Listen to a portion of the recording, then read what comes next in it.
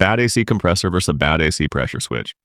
Know the difference and how to test, fix, and reset without wasting money. Every summer, the same nightmare repeats itself for millions of drivers. You turn on your air conditioning, expecting cold air, and instead you're hit with warm air, weak airflow, or nothing at all. The cabin heats up fast, frustration kicks in, and your first thought is always the same. My AC compressor is bad, and that single assumption is what drains thousands of dollars from wallets every single year. Here's the truth most people don't realize. A bad AC compressor and a bad AC pressure switch can create almost identical symptoms. The air stops blowing cold, the AC clutch won't engage, the system cycles on and off, and the shop tells you the compressor is dead. Then you're handed a bill for $1,200 to $2,000. But what if the compressor was never the problem? What if the real issue was a $30 pressure switch that shut the system down to protect it? Today, I'm going to show you exactly how to tell the difference between a bad AC compressor and a bad AC pressure switch before you get trapped into a massive, unnecessary repair. You'll learn how each part works, what their failure symptoms look like in real time, how to test them without guessing, when a reset is all that's needed, what it actually costs to fix each one, and what happens if you keep driving while the AC system is malfunctioning. By the end of this video, you'll understand your AC system better than most drivers ever do. And you'll know how to protect yourself from one of the most common summer repair scams in the automotive world. What the AC compressor really does. The AC compressor is the heart of your air conditioning system. It does only one job, but that job is critical. It compresses refrigerant gas and pushes it through the AC system so it can absorb heat from the cabin and release it outside the vehicle. Without compression, refrigerant cannot circulate properly, and without circulation, there is no cooling. Inside the compressor are pistons or scroll plates driven by a belt and clutch system. When the AC is turned on, the clutch engages, locking the compressor pulley to the engine. The compressor then begins cycling refrigerant under high pressure through the condenser, expansion valve, and evaporator, which is where cold air is produced for the cabin. If the compressor fails mechanically, the entire cooling process stops. No compression means no circulation means no cold air. But here's the key problem. Many things can stop the compressor from turning on even when the compressor itself is perfectly fine. And that leads directly to the role of the pressure switch. Now, moving on to the pressure switch, what does the AC pressure switch really do? The AC pressure switch is the system's safety guard. Its job is not to cool the car, but to protect the AC system from destroying itself. It constantly monitors refrigerant pressure and tells the control module when it's safe for the compressor to operate. If pressure drops too low, the switch shuts the compressor off to prevent it from running dry with no lubrication. If pressure gets too high, the switch shuts the compressor off to prevent hoses from bursting and components from failing under overload. If pressure readings fall outside safe parameters at any moment, the pressure switch cuts power to the compressor clutch instantly. That means your AC can appear completely dead, even when the compressor is functioning perfectly. The pressure switch has simply decided it's not safe to allow operation. And here's the first big warning: warm air that comes and goes.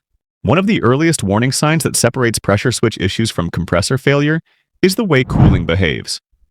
With a bad pressure switch, you'll often notice that cold air appears randomly. It may work when you first start the car and then suddenly shut off. It may cool at highway speed but fail at idle.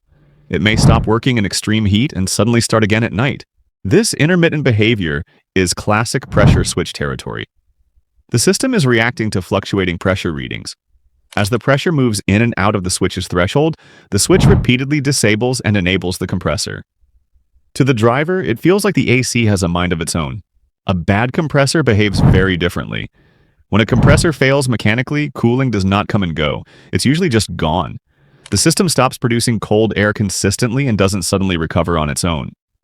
The second big warning: the AC clutch that never engages. Another powerful diagnostic clue lies in the AC clutch. When you turn the AC on, you should hear and see the compressor clutch engage. The pulley spins constantly, but the center hub should click and begin spinning with the pulley when the AC is active. When a pressure switch fails, the clutch often never engages at all. It looks like the compressor is dead, but in reality, the system is simply refusing to send power to the clutch. When a compressor fails internally, the clutch may still attempt to engage, create noise, or slip under load. If the clutch never engages under any condition, especially after cycling the car on and off, the pressure switch instantly becomes the primary suspect. The noise factor that tells the truth. A failing compressor usually announces its death loudly. You may hear grinding noises, loud clicking, whining, rattling, or metallic scraping from the front of the engine.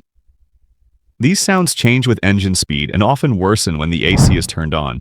A bad pressure switch produces no mechanical noise at all. The switch is silent. There is no grinding, no rattling, no bearing noise.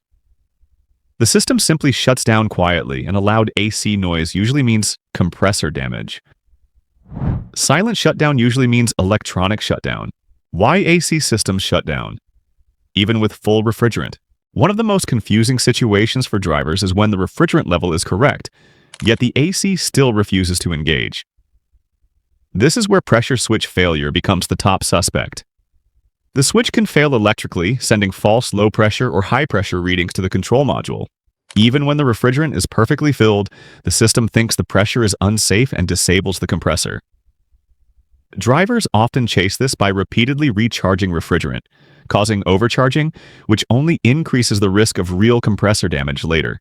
This cycle of false pressure signals and unnecessary recharge attempts causes more AC system destruction than most people realize. Why a bad compressor often destroys everything else. When a compressor fails mechanically, it doesn't just stop working, it sheds metal debris. That debris travels through the entire AC system. It contaminates the condenser, jams the expansion valve, destroys seals, and clogs the evaporator. That's why compressor replacement jobs in 2025 often require full system flushes, new condensers, new dryers, new expansion valves, and sometimes even new evaporators. The compressor alone is rarely the only part replaced. This is why compressor jobs are so expensive.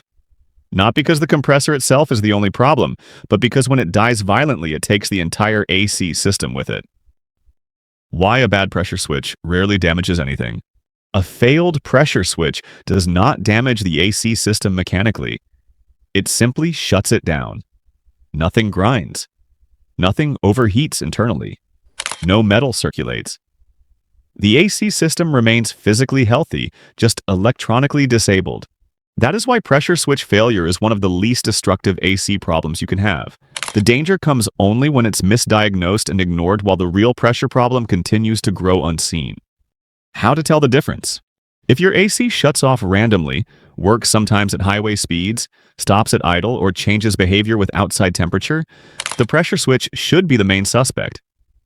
If your AC is permanently dead, produces grinding noise, throws burning rubber smells, or causes belt squeal when activated, the compressor becomes the main suspect. If you hear the clutch click but cooling is weak, suspect compressor wear. If the clutch never clicks at all, suspect pressure switch or pressure sensor failure first.